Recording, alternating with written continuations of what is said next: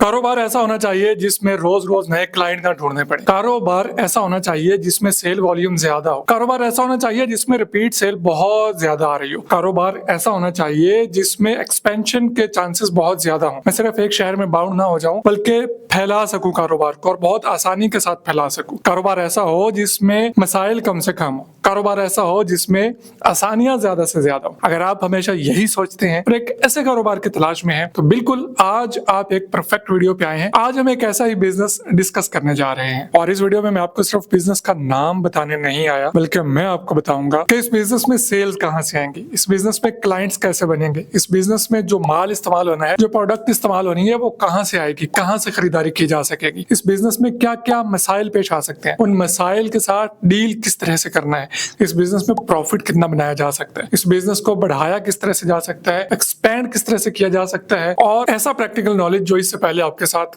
किसी ने शेयर नहीं किया होगा। हम बात करने जा रहे हैं B2B सप्लाई बिजनेस के बारे में। अब B2B सप्लाई बिजनेस क्या होता है? इस बिजनेस में आप किसी आम दुकानदार के पास या किसी आम ग्राहक के पास नहीं जाते, बल्कि इस बिजनेस में आप डील करते हो सिर्फ बिजनेसेस को। आप बिजनेसेस को प्रोडक्ट्स सप्लाई करते हो। अब कौन से बिजनेसेस को क्या प्रोडक्ट सप्लाई होती हैं आज मैं आपको बता देता हूं, लेकिन मैं उससे पहले बताता चलूं कि जो प्रोडक्ट्स होती हैं ये भी दो तरह की होती हैं। एक होती है कस्टम प्रोडक्ट्स और एक होती है रेडी टू सेल प्रोडक्ट्स। हम सबसे पहले डिस्कस कर लेते हैं कि प्रोडक्ट्स कौन कौन सी किन किन को हम सप्लाई कर सकते हैं और इसमें कितना मार्जिन बना सकते हैं। उसके बाद हम डिस्कस कर लेते हैं कि कस्टम प्रोडक्ट्स क्या होती हैं और रेडी टू सेल प्रोडक्ट्स क्या होती हैं। देखिए, इस वक्त दुनिया में जितने भी बिजनेसेस चल रहे हैं सबको रोजाना की बुनियाद पे कुछ ना कुछ चीजों की जरूरत होती है, जैसे कि स्टेशनरी की, पैकेजिंग मटेरियल की, सफाई वाले सामान की, टेप्स की। तो इसी तरह से हर अलग अलग बिजनेस की अलग अलग रिक्वायरमेंट्स होती हैं और रोजाना की बुनियाद पे उनके परचेजर्स अलग अलग मार्केट्स में जाते हैं और वहां से जाके परचेजिंग करके लाते हैं। इसकी वजह से उन बिजनेसेस को एक अलग से परचेजर हायर करना पड़ता है, उसकी सैलरी देना पड़ती है, उसका टाइम देना पड़ता है, और फिर ये भी बिजनेस को नहीं पता कि वो जो प्रोडक्ट खरीद के ला रहा है आया वो बिल्कुल मार्केट रेट ही बता रहा है या अपनी तरफ से कुछ बिल बनवा के ला रहा है। आप बिजनेस की इसी प्रॉब्लम को सॉल्व करेंगे। यहाँ पे मैं कुछ एग्जांपल्स देना चाहूंगा। जिस तरह से एक होटल बिजनेस की बात करें जहाँ पे रूम्स वगैरह रेंट पे मिलते हैं, अब उन होटल्स को आप वॉशरूम किट्स प्रोवाइड कर सकते हैं। वॉशरूम किट्स में क्या होता है? एक छोटे साइज का साबुन होता है, एक डिस्पोजेबल कंघा होता है, एक ब्रश होता है पेस्ट करने वाला, एक छोटी सी डब्बी में पेस्ट होती है, शैम्पू होता है, बॉडी लोशन होता है। मुख्तलिफ होटल्स मुख्तलिफ तरह की वॉशरूम किट्स तैयार करवाते हैं। सो आप उनकी रिक्वायरमेंट के मुताबिक उनको वॉशरूम किट तैयार करके दे सकते हैं। अब सवाल ये पैदा होता है कि आपको कैसे पता चलेगा कि उनको क्या क्या चीजें चाहिए, या अगर आपको पता चल भी गया तो आप इन प्रोडक्ट्स को बनाएंगे कैसे या खरीदेंगे कहाँ से? क्या आपको मशीनरी चाहिए होगी? क्या आपको मार्केटें फिरना पड़ेंगे? ये इन तमाम सवालों के जवाब भी मैं आगे जाके आपको देने वाला हूँ, लेकिन हम पहले कुछ एग्जांपल्स डिस्कस कर रहे थे। आप एजुकेशनल इंस्टीट्यूट्स के साथ टच में आ सकते हैं, आप उनको स्टेशनरी प्रोवाइड कर सकते हैं, पैकेजिंग मटेरियल्स प्रोवाइड कर सकते हैं। इसी तरह से जो ई कॉमर्स बिजनेसेस हैं और इस तरह के दीगर जितने भी बिजनेस है, हर बिजनेस को रोजाना की बुनियाद पे कुछ ना कुछ ऐसी सप्लाईज चाहिए होती हैं जिनको वो रोजमर्रा की बुनियाद पे अपने बिजनेस में इस्तेमाल कर रहा होता है, और वो उनकी मेन रॉ मटेरियल वाली प्रोडक्ट नहीं होती। अच्छा जी, मैंने आपसे कहा कि दो तरह की प्रोडक्ट्स होती है, एक कस्टमाइज्ड और एक रेडी टू सेल।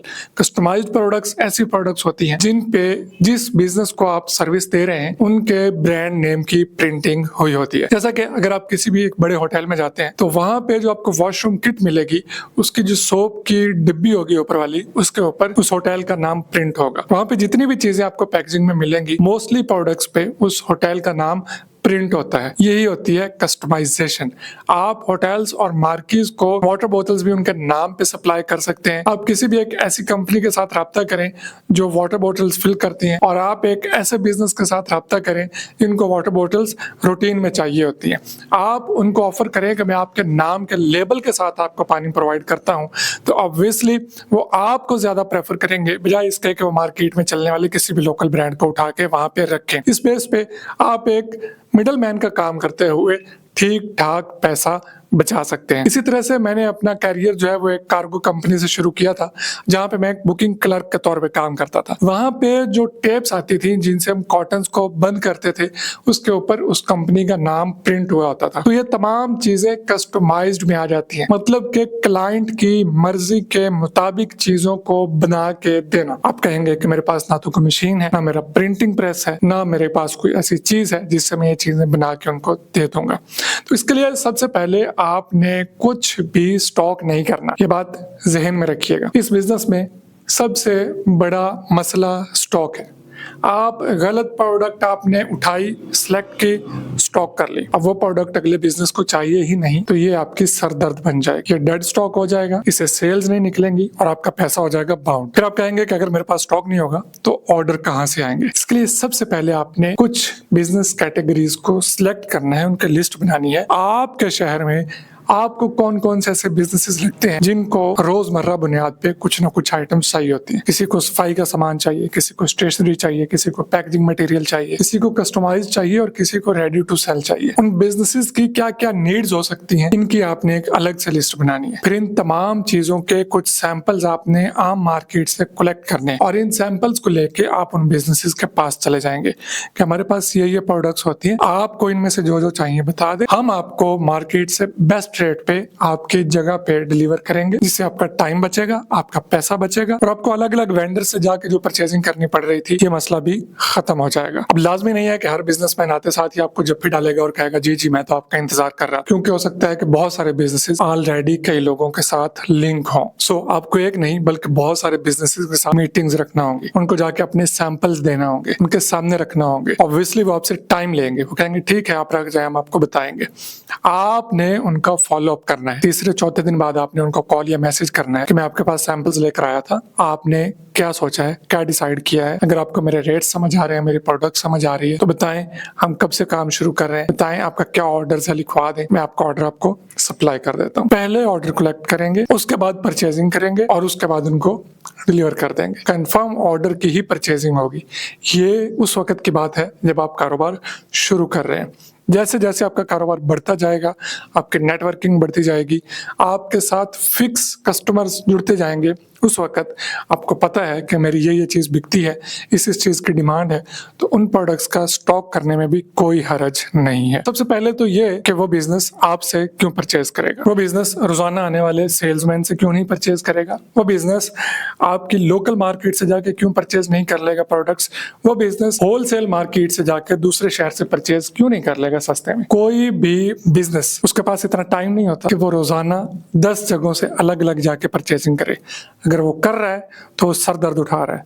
उसको जैसे ही अपॉर्चुनिटी नजर आएगी कि ये 10 दुकानों पे जाने के बजाय मुझे सब कुछ एक ही जगह पे, वो भी घर आके मिल रहा है, मेरे बिजनेस प्लेस पे आके मिल रहा है, तो ऑब्वियसली कोई भी बिजनेस आपके साथ फौरन से हाँ करने के लिए तैयार हो जाएगा। तो रही बात होलसेल मार्केट्स की, होलसेल मार्केट्स में जाने के लिए बाकायदा टाइम चाहिए, दिन चाहिए, दूसरे शहर में जाना पड़ता है, ठीक ठाक जलालत उठानी पड़ती है। और कोई भी बिजनेस अपनी रूटीन की प्रोडक्ट्स खरीदने के लिए, जो कि उसके रॉ मटेरियल नहीं है, रूटीन की प्रोडक्ट्स जो उसकी छोटी मोटी आइटम्स इस्तेमाल में आती हैं, होलसेल मार्केट्स में नहीं जाता। और एक इंपॉर्टेंट टिप आपको देता चलूं कि इस बिजनेस में आपके रेफरेंस, रिलेशनशिप, ताल्लुकात बहुत ज्यादा हेल्प करते हैं आपकी इस बिजनेस को ग्रो करने में। अगर आप किसी ऐसे बिजनेस के पास जाते हैं जिसके साथ आपका किसी न किसी तरह से कोई ना कोई रेफरेंस निकल आता है, कोई ना कोई ताल्लुक निकल आता है, तो पाकिस्तान में आपका बिजनेस ग्रो करना बहुत आसान हो जाता है। लिहाजा ये गोल्डन टिप है इस बिजनेस में कि आप जिस भी बिजनेस से मिलने जा रहे हैं,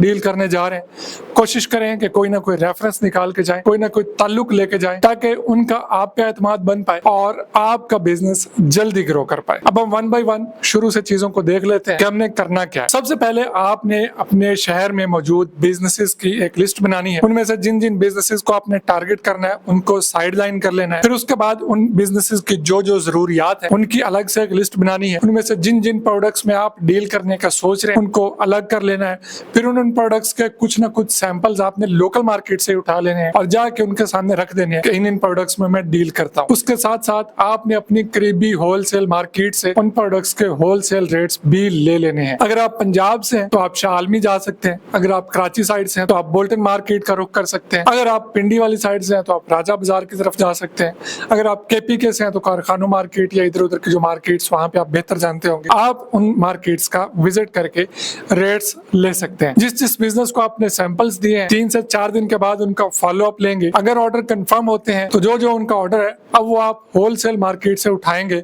और उनको डिलीवर कर देंगे। इसमें आपको कोई भी प्रोडक्ट बनाने की हरगिज जरूरत नहीं है। अब बात रही कस्टम मेड प्रोडक्ट्स की। ऐसी प्रोडक्ट्स एक अदारा चाहता है जिसपे उसकी ब्रांडिंग हो तो भी कोई बात नहीं, तमाम आइटम्स, हर एक आइटम शालमी से या जो मार्केट्स मैंने आपको बताई हैं खुली मिल जाती हैं, लूज में मिल जाती हैं।